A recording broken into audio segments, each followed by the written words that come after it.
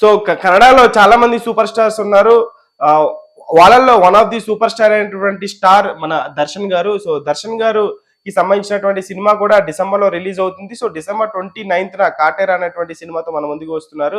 So ఆ సినిమాకి సలార్ కి 1 వీక్ గ్యాప్ ఉంది. సో సలార్ వరల్డ్ వైడ్ గా డిసెంబర్ 22న రిలీజ్ అవుతుంది. అయితే దీనికి సంబంధించినటువంటి ప్రెస్ మీట్ లో, అంటే డిసెంబర్ 29న వస్తున్నటువంటి కాటేరాకి సంబంధించినటువంటి ప్రెస్ మీట్ లో Darshan super star of Kannada film industry Darshan boss, D boss అంటూ ఉంటారు. సో డి బాస్ గారు ప్రెస్ మీట్ లో ఒక యాంకర్ ఈ విధంగా అడగడం జరిగింది.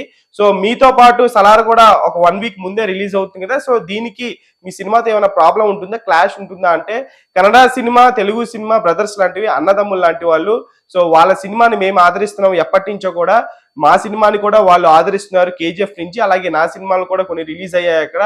సో ఎవరు ఏ సినిమా రిలీజ్ చేసినా ప్రస్తుతం ఇండస్ట్రీతో సంబంధం లేకుండా ఒక ఇండియన్ సినిమాగా బాహుబలి తర్వాత రాజమౌళి గారు అంత పేరు ప్రఖ్యాతిని తీసుకొచ్చారు ఒక సౌత్ సినిమాకి. సో ఖచ్చితంగా ఏ సినిమా ఎక్కడ రిలీజ్ అయినా సరే ఆ టాక్ ని, ఆడియన్స్ మైండ్ సెట్ ని డిసైడ్ చేస్తుంది. సో ఖచ్చితంగా ఏ సినిమా వచ్చినా సరే ఇన్వైటెడే. సో ఖచ్చితంగా సలార్ రిలీజ్ అవుతుంది. ప్రభాస్ గారు నాకు ఒక మంచి మిత్రుడు. ఆయనతో చాలా సార్లు నేను ఇంటరాక్ట్ అయ్యాను, మాట్లాడాను. సో ఆయన సినిమాకి నాకు సంబంధం లేదు. ఆయన జానర్ వేరు, నా జానర్ వేరు. సో ఆయన సినిమాకి నా సినిమాకి 1 వీక్ గ్యాప్ ఉంది. అయినా సరే పర్లేదు. ప్రభాస్ గారికి కర్ణాటకలో కూడా మంచి ఫ్యాన్ బేస్ ఉంది. సో ఖచ్చితంగా నాకు అభిమానులు ఉన్నారు. సో ఈ 2 సినిమాలు కూడా చాలా మంచిగా ఆడాలి. 2 సినిమాలు కూడా మంచి బిగ్గెస్ట్ కలెక్షన్ సాధించి ప్రొడ్యూసర్ బాగుండాలి.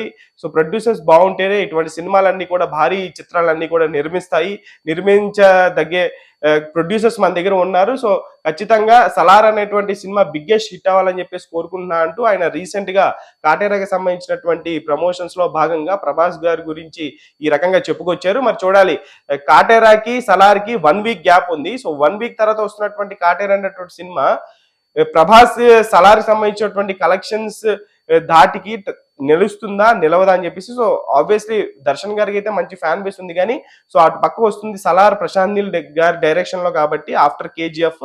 సో ఎలాంటి ఇంపాక్ట్ ఉంటుందో 1 వీక్ గ్యాప్ లో వస్తున్నటువంటి 2 సినిమాల మీద కలెక్షన్స్ పరంగా చూడాలి.